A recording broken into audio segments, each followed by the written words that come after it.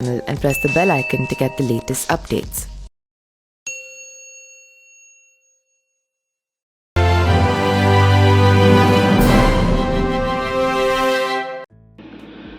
नमस्कार, मेरा नाम पिंटू सिंह यादव है और आप देखना शुरू कर चुके हैं न्यूज लाइव। दोस्तों, जैसे जैसे लोकसभा चुनाव नजदीक आ रहे हैं वैसे वैसे सीट शेयरिंग की चिंता राजनीतिक पार्टियों को सताने लगी है। जिस तरीके से बिहार महागठबंधन की पार्टियां बीच सीट बंटवारे को लेकर उपापोह की स्थिति बनी हुई है, कुछ ऐसी ही स्थिति एनडीए में शामिल चाचा पशुपति पारस और भतीजे चिराग पासवान की भी है।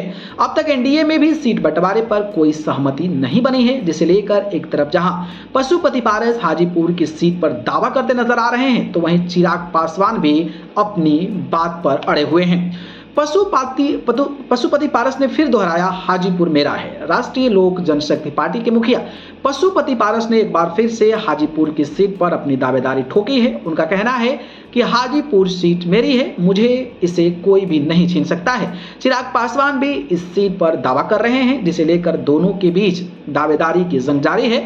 हालांकि अभी तक सीट शेयरिंग की औपचारिक बातचीत भी शुरू नहीं हुई है, लेकिन बिहार में एनडीए में शामिल दल अपनी दावेदारी जो है वो मजबूत करने में जुटा हुआ है। मुस्कुरा कर रह गए चिराग पासवान सोमवार को पटना पहुंचे थे। इस दौरान कड़ाके की ठंड के बीच बिहार में राजनीतिक पारा चढ़ता नजर आया। राम मंदिर को लेकर विपक्षी दलों के बयानबाजी पर चिराग पासवान ने जमकर पलटवार किया और उनसे पूछा गया कि चाचा पशुपति पारस भी हाजीपुर की सीट का राग अलाप रहे हैं, जिस पर चिराग पासवान ने केवल मुस्कुराकर जवाब दिया।